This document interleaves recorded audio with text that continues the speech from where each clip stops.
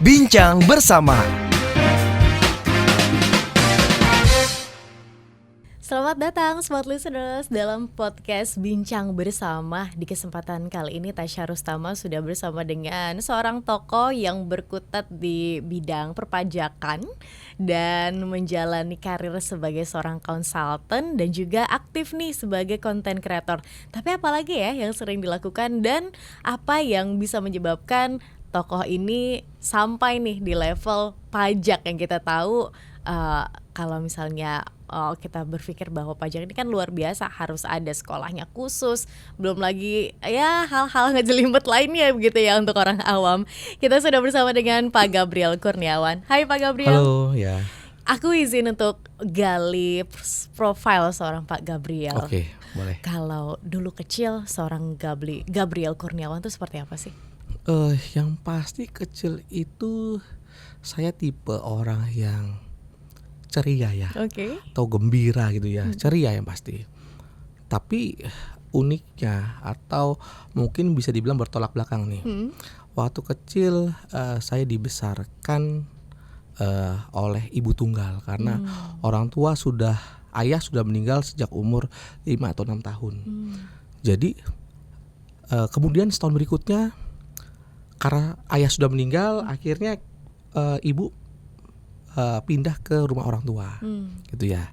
Rumah orang tua, singkat cerita, tahun berikutnya ternyata opa meninggal. Jadi di situ benar-benar ekonomi berantakan. Dari tante om itu tidak atau putus sekolah untuk menafkahi kita semua lah. Jadi di rumah itu kita pindah ke rumah petak kecil itu mungkin ada 10 orang. Wah, jadi seperti itu kondisinya waktu kecil ya. Tapi anehnya nggak ada tuh perasaan susah ataupun sedih. Justru yang kita rasakan rumah itu menjadi tempat ternyaman dan teraman. Nggak tahu kenapa. Mungkin itu privilege kita ya. Waktu kecil ternyata itu yang bisa membentuk kita sampai sekarang. Kita bisa berpikir positif dan bisa memandang dari berbagai sudut pandang. Jadi itu uniknya ya. Menarik. Dimana seseorang ketika jatuh mungkin merasa kayak miserable, menderita begitu kan ya. Tapi keluarga tetap ini ya, rekat ya. Berarti peran keluarga untuk Pak Gabriel benar-benar penting ya. Oh, sangat penting. Siapa tokoh atau sosok yang paling influence? Yang pasti orang tua lah, ibu lah, yang pasti. Karena waktu kecil ibarat gini, walaupun susah ya, ini kalau kita kecil kita ngerasa tuh tercukupi semua ada. Tapi saat kita dewasa kita melihat, oh mungkin aja dulu orang tua atau ibu kita makan dia nggak makan. Kita makan ayam mungkin dia cuma makan nasi, ya nasi pakai garam atau kerupuk mungkin.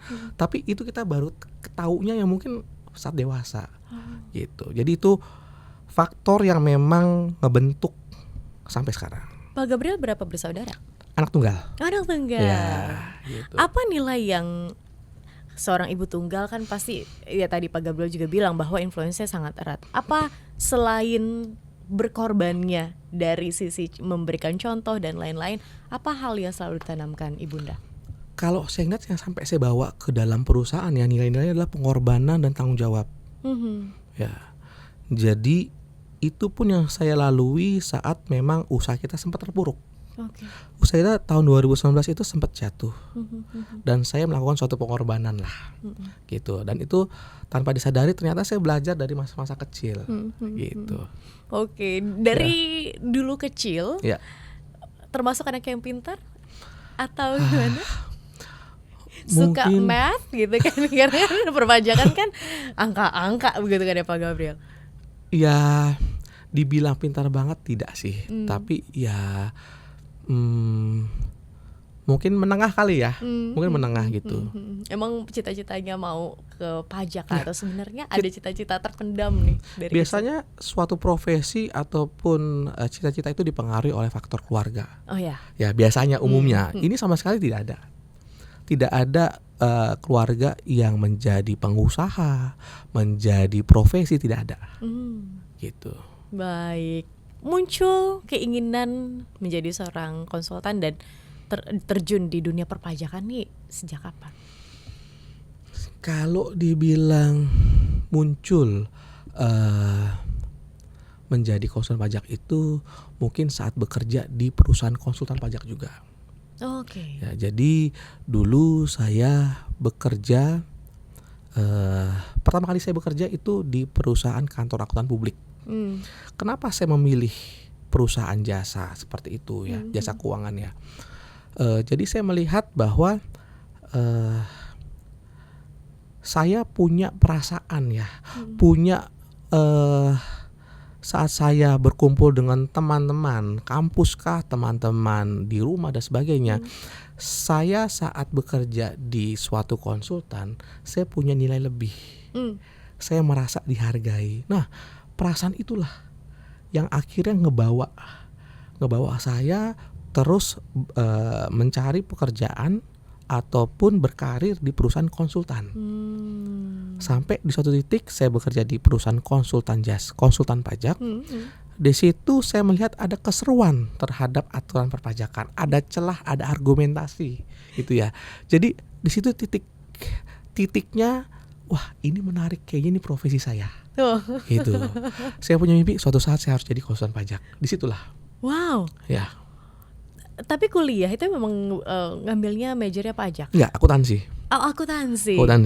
Itu menarik juga tuh pas saat di bangku kuliah. Karena pertama kali saya terima pekerjaan itu di bangku kuliah di semester 7 kalau tidak salah. 7 atau 6 ya. Saya terima freelance di mana saya punya nilai akuntansi sebenarnya itu mungkin tidak baik ya, bahkan ada yang mengulang. Tapi saya terima freelance akuntansi. Wah, itu tantangan tuh. 3 tahun saya setiap tahunnya pasti selalu berpikir, aduh udahlah, saya nggak kuat. Tapi lanjut lagi. Tahun kedua kayak gitu lagi. Aduh nggak kuat, tapi lanjut lagi. Tapi ya puji Tuhannya bisa ternyata di situ jadi apa ya?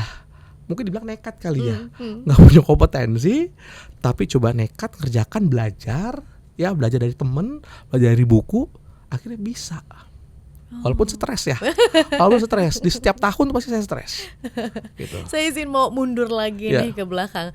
Hingga akhirnya memutuskan ngambil major akuntansi. Apakah karena ya keadaan keluarga saat itu yang rasa kayak susah, atau secara ekonomi mungkin ya, atau seperti apa? Dulu itu internet mungkin masih sangat jarang ya. Yes. Jadi terkait dengan informasi publik ya nggak tahu. Jadi ya cuma dengar dari pendapat orang tua. Nih jurusan ekonomi paling banyak yang dicari pekerjaan. Lowongan.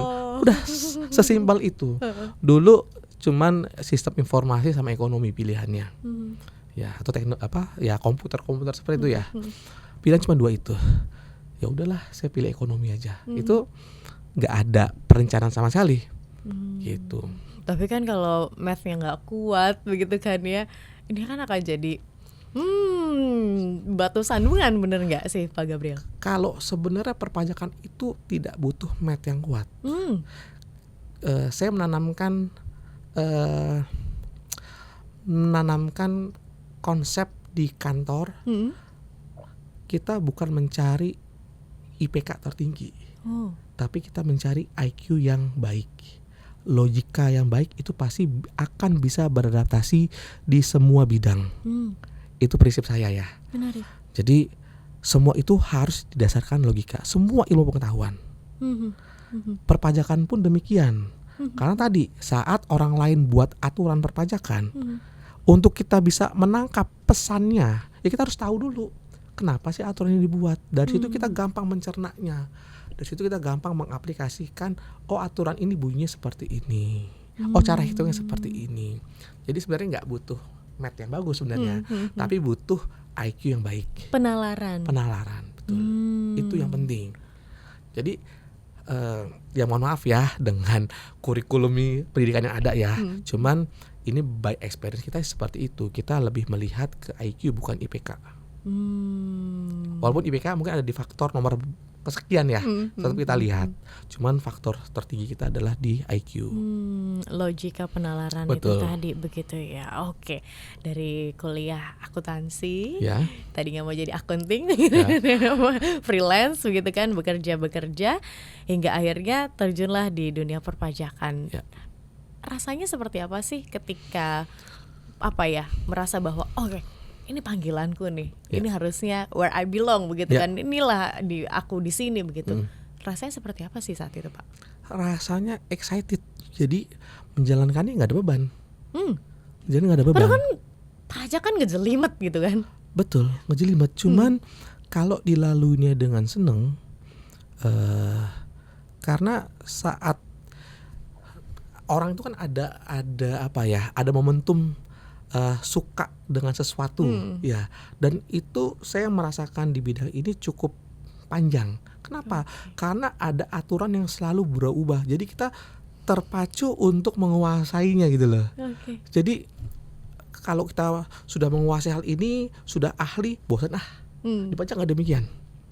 Karena aturan berubah lagi, itu sih. Itu yang mungkin masih apa ya, kayak memacu adrenalin ya. Gitu. Jadi terpacu untuk menguasai gitu loh. Menarik. Iya. Menarik. Karena kan nggak banyak orang yang bisa mendapatkan panggilan dalam tanda kutip begitu kan ya. Mungkin sudah terjun di dunia tersebut, tapi kok kayaknya ini masih belum deh begitu kan ya. Berarti apakah Pak Gabriel merasa bahwa itu merupakan sebuah keberuntungan di mana kayak ya saya memang di sini begitu.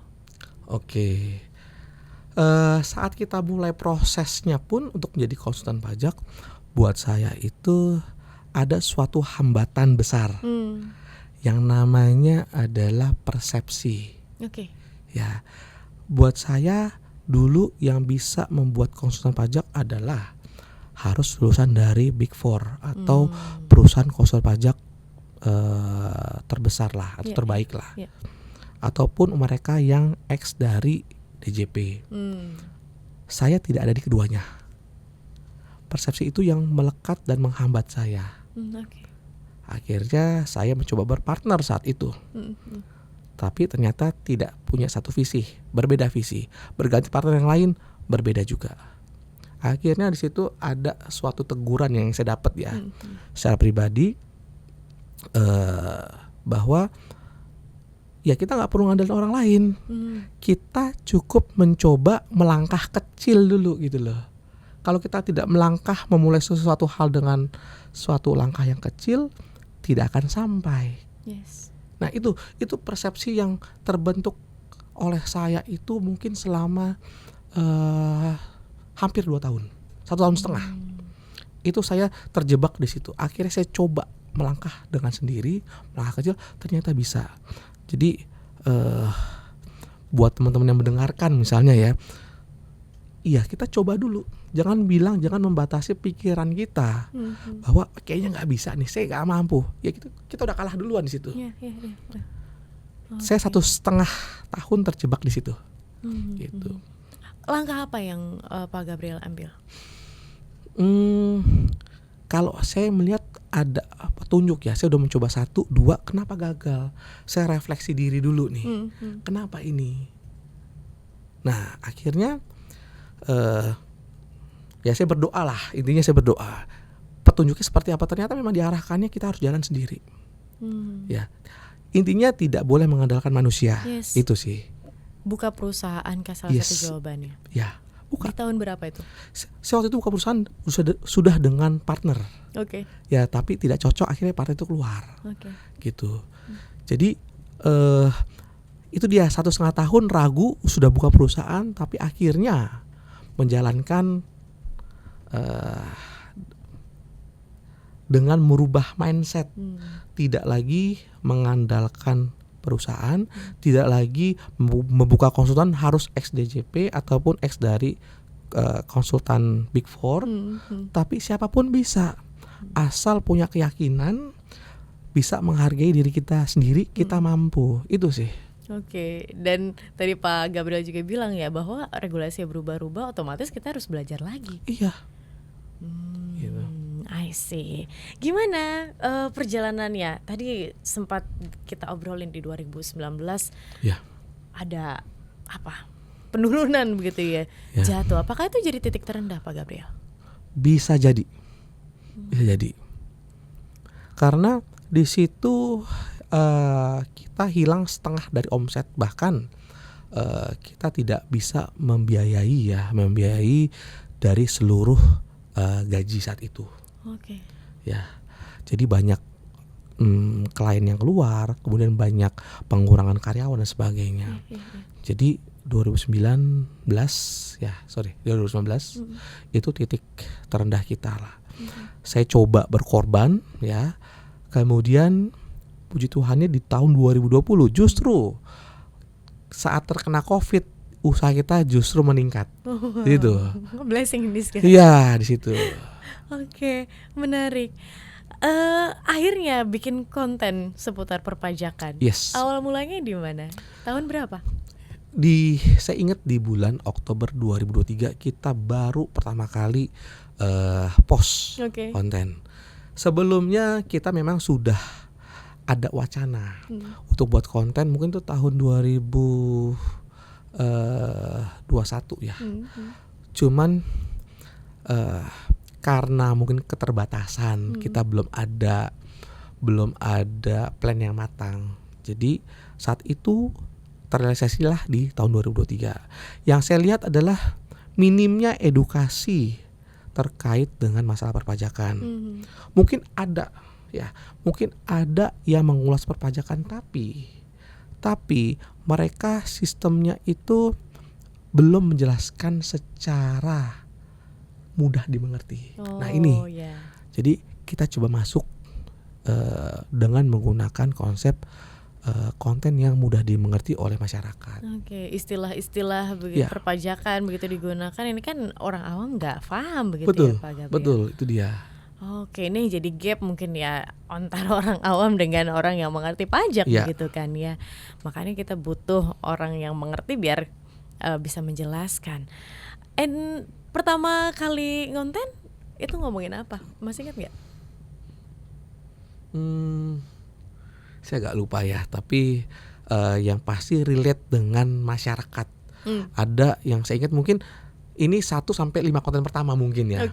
Terkait dengan ibu-ibu wajib dengan NPWP, harus ibu-ibu terkait dengan kewajiban NPWP-nya.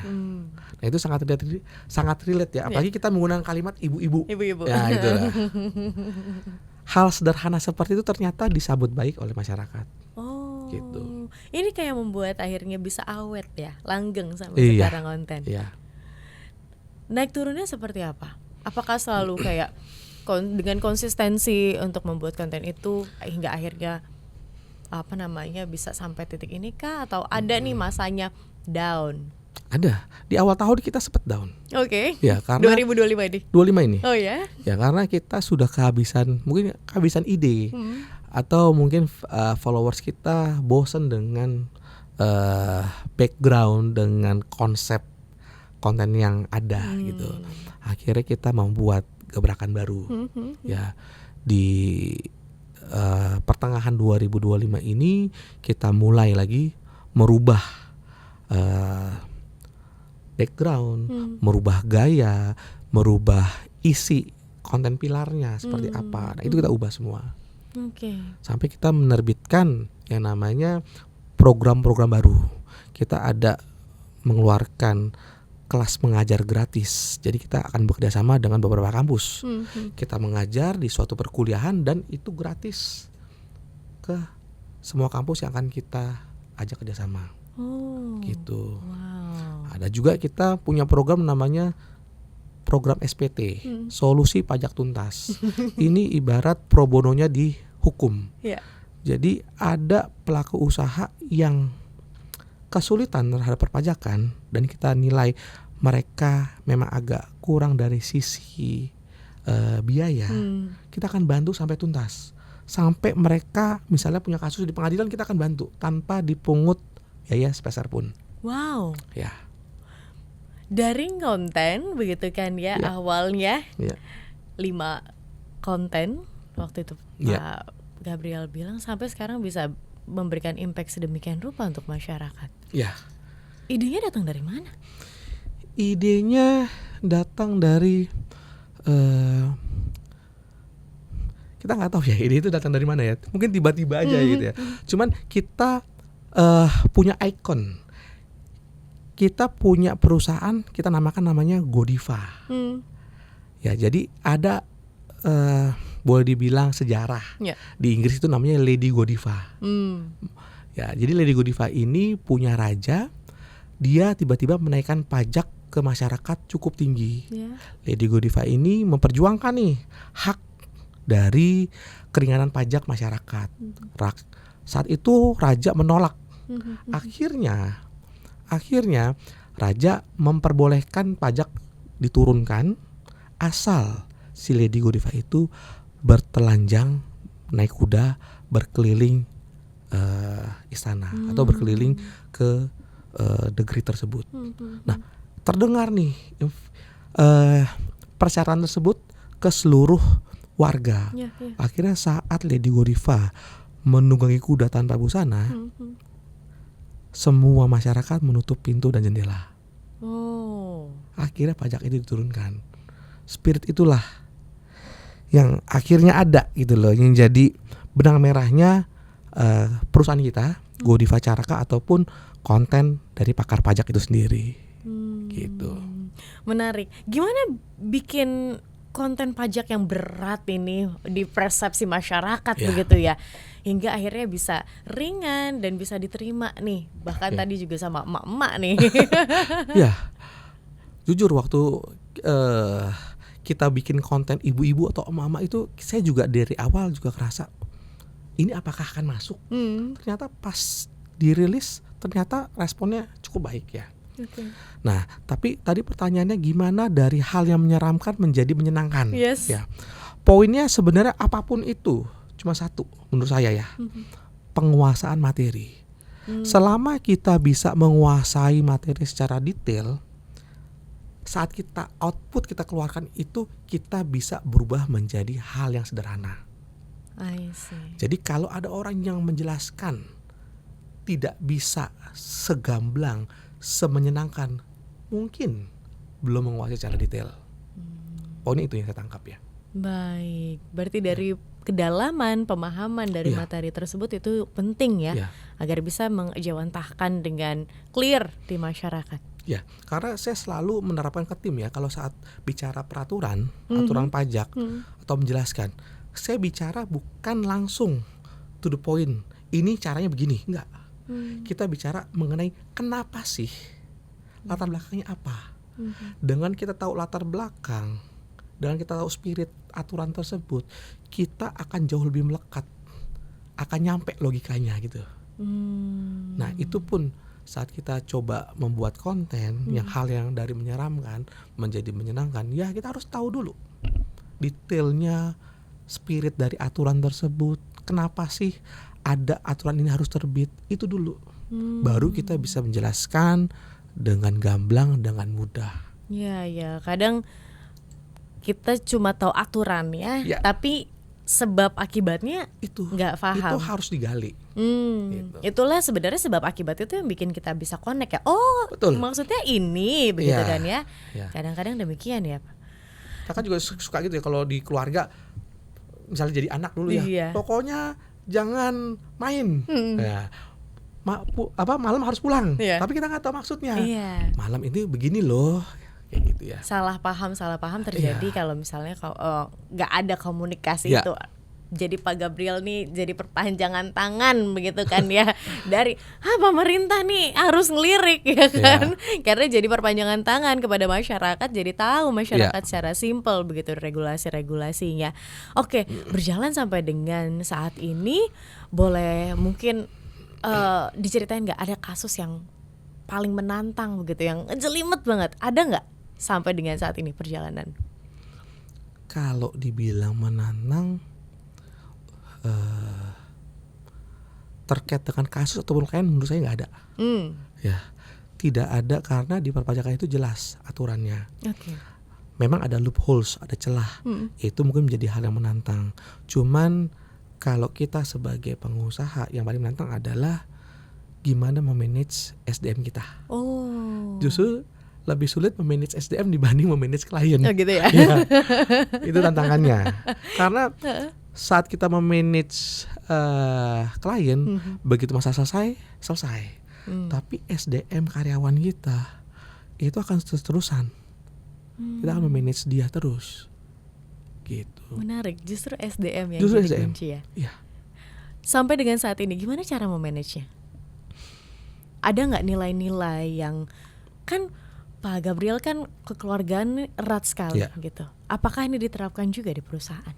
Ya, saya juga mengambil beberapa hal positif yang memang di tempat perusahaan lama saya bekerja. Hal-hal positif saya ambil gitu. Jadi kalau dibilang penerapan kekeluargaan pastinya iya. Cuman semakin besar usaha sudah tidak bisa lagi menerapkan kekeluargaan. Ya, karena mungkin A bisa mentoleransi tapi si B tidak bisa. Jadi tetap harus ada aturan. Ya, harus ada aturan. Cuma di dalam company yang memang kita jalankan, kita punya message bahwa kita bisa bertumbuh kembang bareng atau bertumbuh kembang bersama. Maksudnya apa? Maksudnya ada beberapa tim kita punya usaha di bidang lain, kita tempatkan dia sebagai director di sana. Kita tempatkan mereka sebagai pemegang saham juga di sana. Karena kita melihat keloyalan mereka, kapasitas mereka. Jadi itu yang kita lakukan. Jadi mereka tetap awet. Gitu sih. Bener. Ada sense of belongingnya. Betul. Begitu ya. Oke. Kurang lebih udah berapa lama di dunia perpajakan Pak Gabriel? 20 tahun ada? Kalau untuk konsultan pajaknya, ya saya mendirikan tahun 2015. Ya. Tapi kalau kita bergerak di dunia perpajakan mungkin 20 tahun sampai. Nyampe ya? 20 tahun. Ya. Bara ini tetap ada sampai sekarang ya? Iya. Wow. Untuk men-charge diri mungkin dari situasi kegiatan sehari-hari, ada nggak sih aktivitas atau hal-hal yang jadi hobi begitu seorang Pak Gabriel? Kalau sekarang mungkin anak kali ya, keluarga. Jadi saya punya anak 3 perempuan semua, dan umurnya beda 5 tahun semua. Jadi sekarang ini yang paling kecil baru berumur 14 bulan. Jadi punya keseruan masing-masing, punya pendekatan dan quality time masing-masing. Yang anak kedua di umur 6 tahun mungkin tipenya masih mungkin menurunkan warisan iseng dari opanya. Ya, jadi agak beda. Kalau yang nomor pertama agak sensitif ya. Jadi pendekatan beda. Mungkin quality time-nya yang menghabiskan waktu bersama mereka aja sih. Gitu. Menarik, family man banget ya. Cara nge-recharge dirinya kembali lagi ke keluarga. Udah yang paling pertama udah mulai ini kali Pak, puber. Ya, sudah mulai. Jadi pendekatannya agak berbeda. Gitu. Udah mulai rebel begitu kan ya. Oke, apa pembelajaran paling berharga yang bisa Pak Gabriel berikan ke smart listeners begitu ya, untuk mungkin yang pengen jadi content creator atau mau juga terjun kepada dunia perpajakan yang sekarang kayaknya untuk anak muda sekarang kayaknya masih bidang yang seksi begitu kan ya. Adakah pesan? Oke, pesan mungkin nih yang orisinil yang kita coba jalankan dari awal pertama kali adalah kita membuat jangan membuat konten hanya sekedar konten, tapi berikan juga nilai, nilai yang orisinil, otentik, karena itu yang akan menjadikan kita unik. Nah, kemudian konten-konten yang memang disajikan harus bersifat namanya audience sentris. Tidak bisa bersifat idealis. Karena saat saya awal di tahun 2021 sebelumnya di 2023 kita baru start ya. Di situ kita agak boleh dibilang perang batin sendiri antara idealis dengan audience sentris.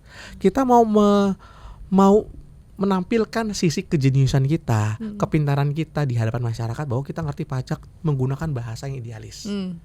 Tapi ternyata itu nggak works.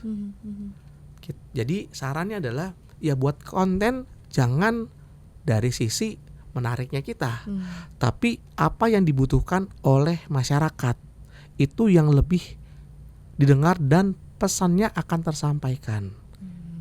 dan pastinya konsisten. Konsisten. Ya, itu juga salah satu penting. Oke, baik. Pak Gabriel, gimana kalau smart listeners mau reach out Pak Gabriel? Ada kontak kah? Kemudian apa yang bisa dilakukan begitu ya? Kebutuhan apa yang bisa dijawab? Oke. Untuk me-reach out kita bisa lihat Instagram atau TikTok kita. Di Pakar Pajak, di situ ada nomor yang bisa dihubungi. Ya, kita pun ada program yang namanya SPT juga tadi ya, Solusi Pajak Tuntas. Jadi buat smart listeners yang memang terkendala biaya dan membutuhkan bantuan di bidang perpajakan atau sengketa pajak, bisa menghubungi kita. Itu aja. Oke, bisa langsung ya dilihat, dipelajari begitu, karena ketika saya scroll, oh begini, oh begitu, jadi tahu lagi khazanah pengetahuannya jadi nambah lagi, apalagi ngomongin perpajakan, karena kita nggak jauh-jauh ya dari pajak ya Pak. Pasti, semua pasti ada pajaknya. Bener, dari lahir sampai nanti sampai meninggal pun ada pajaknya. Udah meninggal juga masih dipajakin kan? Ada warisan. Kan? Ya, kalau ada warisan ya. Kalau ada warisan. Itu dia smart listeners perbincangan saya bersama dengan Pak Gabriel Kurniawan. Terima kasih Pak sudah banyak sharing bersama dengan kami. Semoga kisahnya bisa menginspirasi smart listeners yang mendengarkan. Dan kami harus pamit undur diri. Akhir kata saya Tasya Rustama dan Gabriel Kurniawan. Kami pamit, sampai jumpa.